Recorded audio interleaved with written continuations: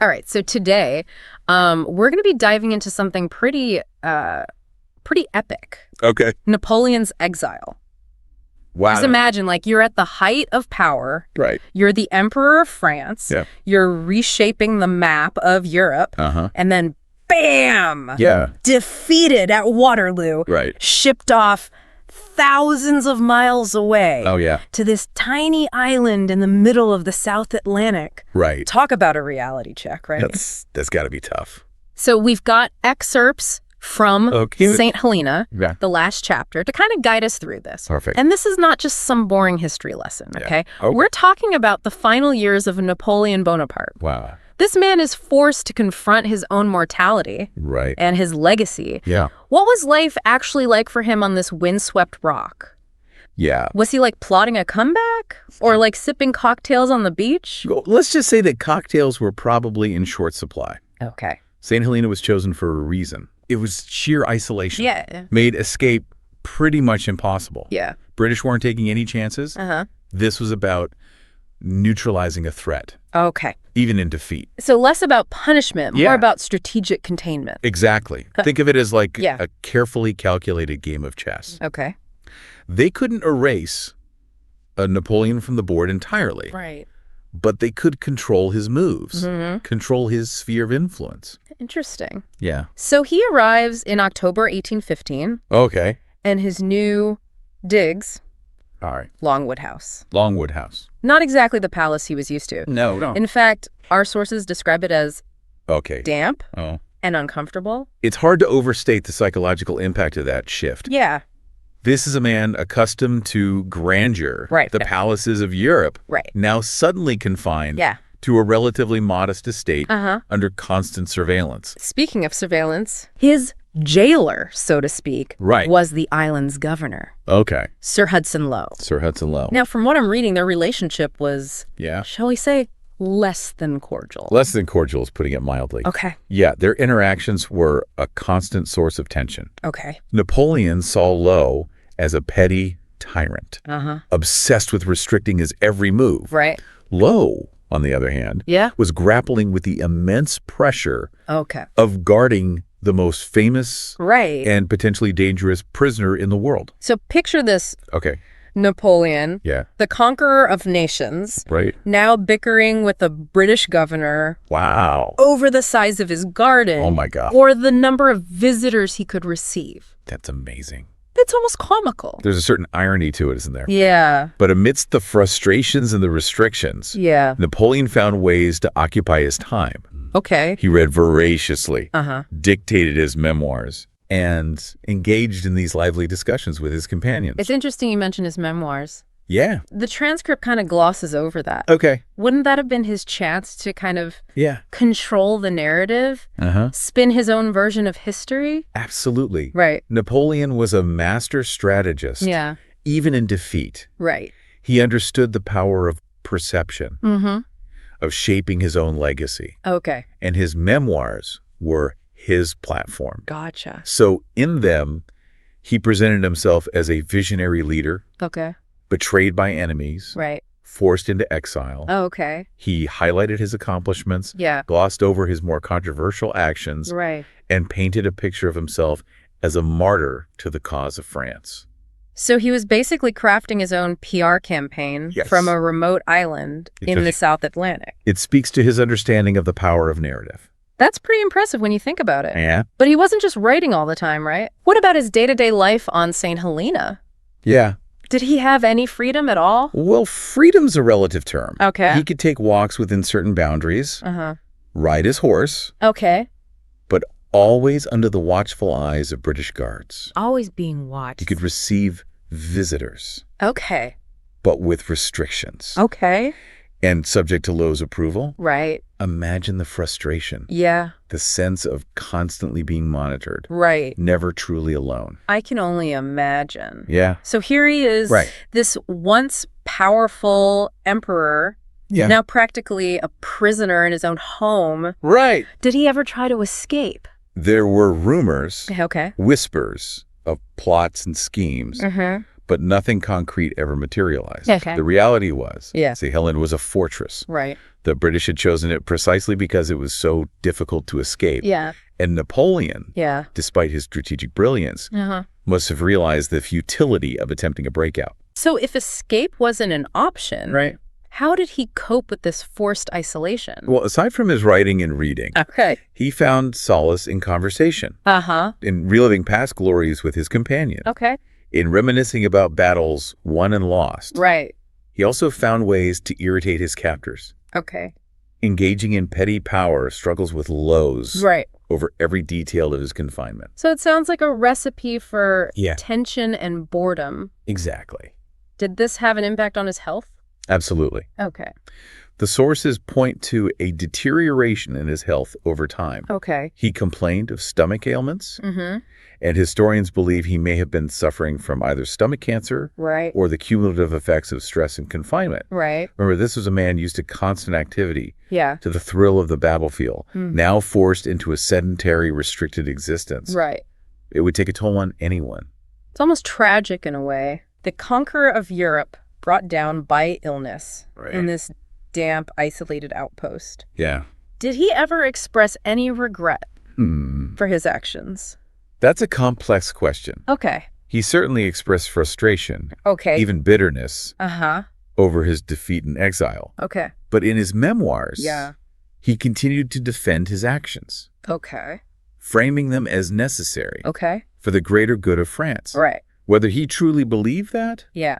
or was simply trying to justify his legacy Okay. is a matter of debate amongst historians. It sounds like even in exile, Yeah. Napoleon remained a master of spin, Yeah, he was a complex figure, no doubt about it. carefully crafting the narrative of his life Uh-huh. and his legacy. But before we dive into his legacy, Okay. let's talk about the final chapter of his life on St. Helena. Okay, let's unpack that.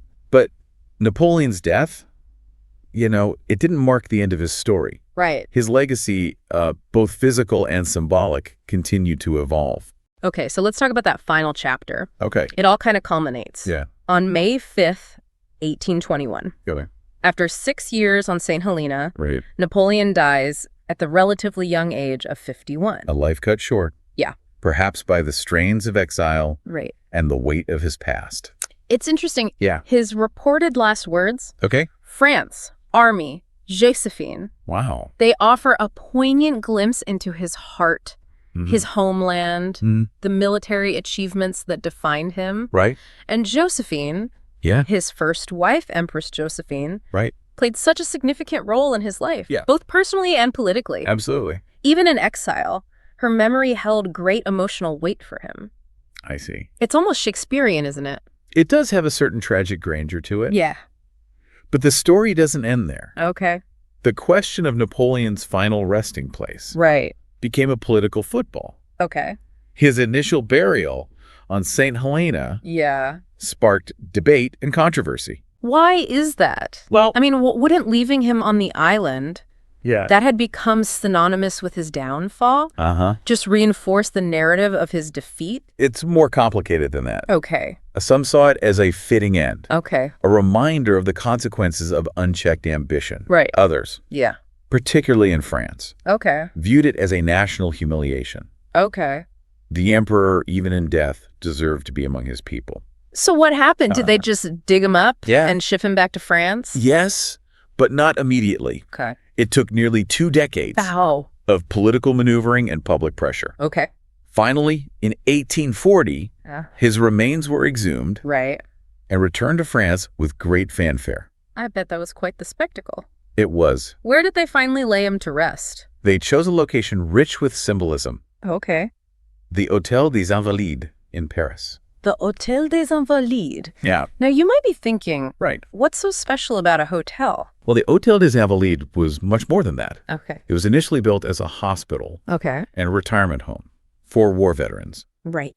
a place of honor for those who had served France. So laying Napoleon to rest there Yeah.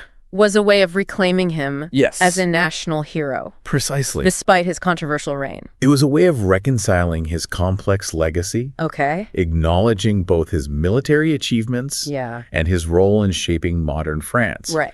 And it worked. Okay. His tomb at the Invalides Yeah.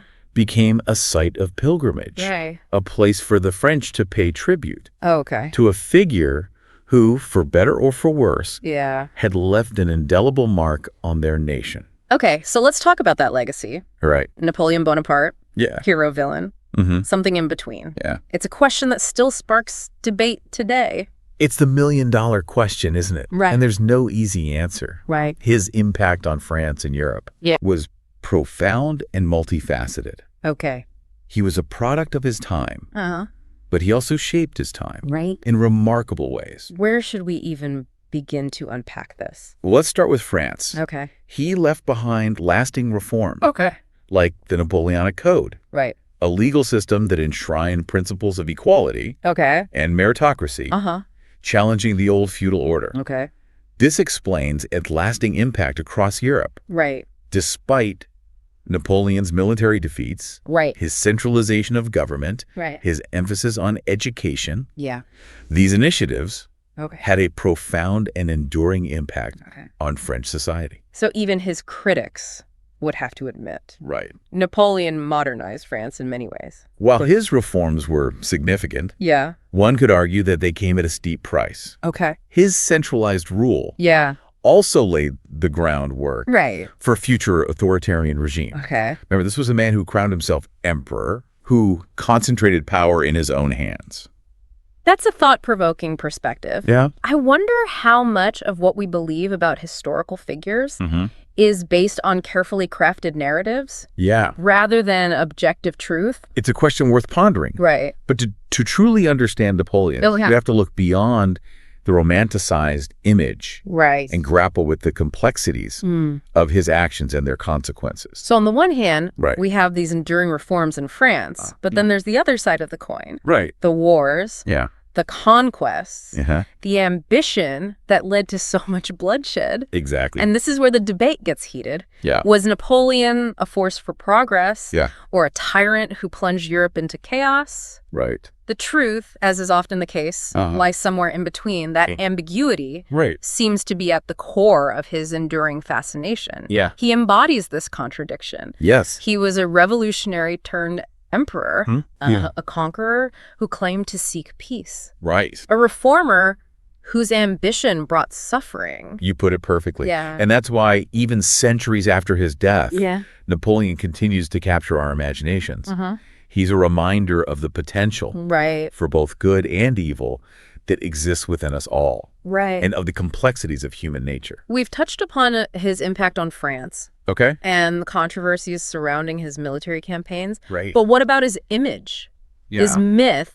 I mean, Napoleon is practically a pop culture icon. That's right. Right. He's become this larger-than-life symbol Yeah. of ambition, Yeah. genius, and resilience. Right. His life has inspired countless books, artworks, films, even video games. Right. There's something about the sheer audacity of his rise, Yeah. his military brilliance, Right. his sheer force of personality that continues to fascinate us. And it's not just about admiration. Yes. Right? People debate his actions, his motives, his ultimate impact on the world. Exactly. Was he a hero? Yeah. A villain?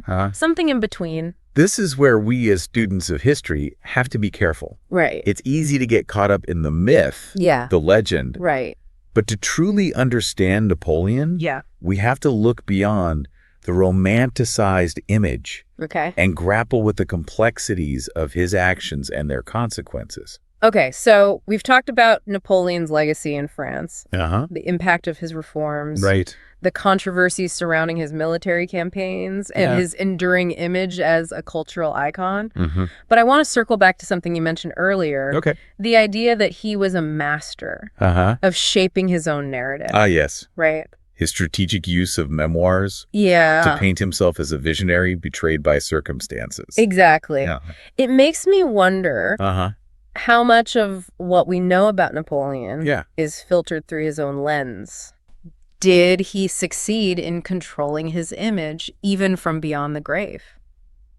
Yeah. It's fascinating to think about, how much of history is shaped by Right. the people who get to control the narrative. Yeah. We've got these, grand monuments and meticulously crafted memoirs. Right. But do they really tell the whole story? That's the challenge, isn't it? Yes. To sift through those layers of myth and propaganda to try to get a clearer picture of the man behind the legend. Right. Napoleon was brilliant, but he was also a master of self-promotion. Okay. He understood the power of symbols, of presenting himself as a man of destiny. Yeah, and that image, that carefully cultivated persona, it's endured for centuries. It has. But I think our deep dive into his exile on Saint Helena offers a different perspective. Okay. We see him stripped of his power, Right. grappling with his mortality, struggling to shape his legacy from this remote island. It humanizes him, doesn't it? Yeah. We see the emperor Reduced to a man, right. forced to confront the consequences of his choices, Right. the weight of his ambition. I keep thinking about that image of him at Longwood House. Yeah? Surrounded by books, dictating his memoirs, Right. arguing with the governor over these like petty details. Yeah. It's a far cry from, you know, the conquering hero, Right. the emperor on the battlefield. And yet, even in that diminished state, he never truly relinquished his ambition, Right. his belief in his own greatness. Okay. He continued to follow European affairs, correspond with allies, Right. even to plot potential comebacks. He was like a caged lion. Exactly. Pacing back and forth, still dreaming of the hunt. And in a way, that makes his story all the more compelling. Yeah. It speaks to the enduring power of ambition, the human drive to achieve, to leave a mark on the world. So as we wrap up our deep dive into Napoleon's exile, I'm left with this feeling of paradox. Okay. Here's a man who achieved incredible things, reshaped the map of Europe, but ultimately ended his days as a prisoner on this remote island, obsessed with shaping his legacy. It's a reminder that even the most powerful figures are not immune to the twists and turns of fate. Yeah. The fragility of human life. It's like almost a cautionary tale. Yeah. A reminder of the dangers of unchecked ambition. Right. The seductive allure of power. Perhaps. Yeah. But it's also a story of resilience. Okay. Of the human capacity for adaptation. For finding meaning and purpose. Right. Even in the face of adversity. Ultimately, Napoleon's story is a reminder that history is not about easy answers, about clear-cut heroes and villains.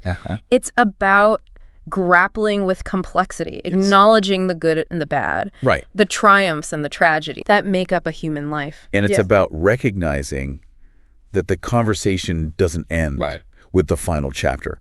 We continue to debate Napoleon's legacy, to re-examine his actions, to try understand the man behind the myth. And that's what I find so exciting about history. It's this living, breathing thing, constantly evolving as we uncover new evidence, new perspectives. So as we leave Saint Helena behind, I want to leave you with this thought. Okay. What do you think? Right. How will you judge Napoleon Bonaparte?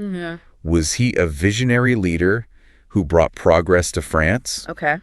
Or a tyrant who plunged Europe into chaos? Right. Delve into the sources, explore the different perspectives, and come to your own conclusions. Right. Because that's the beauty of history. Yeah. It's a conversation that continues long after the events themselves have passed.